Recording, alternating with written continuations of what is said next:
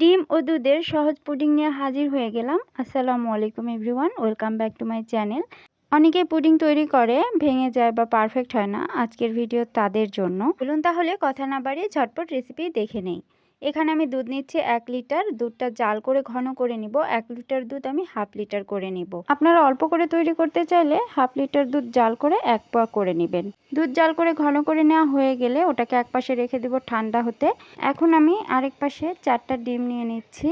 আমি ব্লেন্ডারে ফেটিয়ে নিব, আপনারা চাইলে হাত দিয়েও ফেটিয়ে নিতে পারেন। এখানে নিয়ে নিচ্ছি 1 কাপ চিনি। চিনির পরিমাণটা বাড়িয়ে বা কমিয়ে নিতে পারেন। এখন চিনি আর ডিম ব্লেন্ড করে নিচ্ছি। দেখুন খুবই স্মুথ ভাবে ব্লেন্ড করে নিয়েছি। এগুলোকে এখন ছেঁকে নিব। অবশ্যই ছেঁকে নেওয়ার চেষ্টা করবেন, তাহলে পুডিংটা অনেক সফট হয়। তো আমি আগে থেকে যে দুধটা জাল করে ঘন করে রেখেছিলাম, আমি সেই দুধের মধ্যে এটা ছেঁকে নিচ্ছি।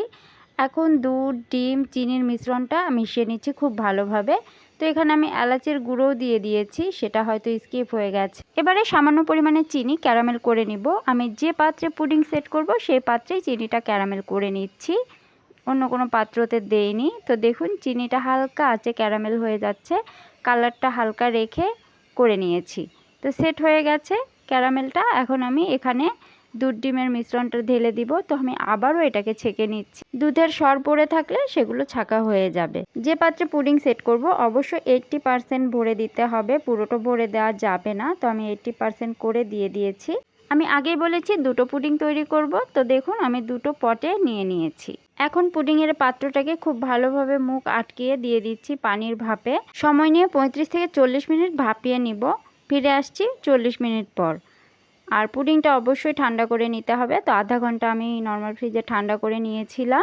পুডিং যদি সময় নিয়ে বেক করে নেওয়া হয় তাহলে অবশ্যই পারফেক্ট হবে। আর এর ভিতরে কোনো প্রকার পানি যাওয়া যাবে না, পানি গেলে পুডিংটা নষ্ট হয়ে যাবে। তো দেখুন আমি চারপাশে নাইফ দিয়ে ছাড়িয়ে মোল্ড আউট করে নিচ্ছি। কত সুন্দরভাবে এটা মোল্ড থেকে বের হয়ে এসেছে, একটুও ভেঙে যায়নি। তো আলতো হাতে এটাকে তুলে নিচ্ছি। দেখুন মোল্ড আউট করার সময় তাড়াহুড়া করা যাবে না। তো দেখুন মাশাআল্লাহ কত সুন্দর হয়েছে পুডিংটা, অনেক লোভনীয়। তো আমি এটাকে এখন কেটে পরিবেশন করে দেখিয়ে দিচ্ছি। আমার ভিডিও ভালো লেগে থাকলে চ্যানেলটি অবশ্যই সাবস্ক্রাইব করে দিবেন। আর যারা যারা ফেসবুক থেকে দেখছেন তারা ফলো দিয়ে দিবেন। তো বাসায় অবশ্যই ট্রাই করে দেখবেন। তো আজকের মতো কথা বাড়াচ্ছি না, এখানে বিদায় নিচ্ছি। সবাই ভালো থাকবেন, সুস্থ থাকবেন। আল্লাহ হাফিজ।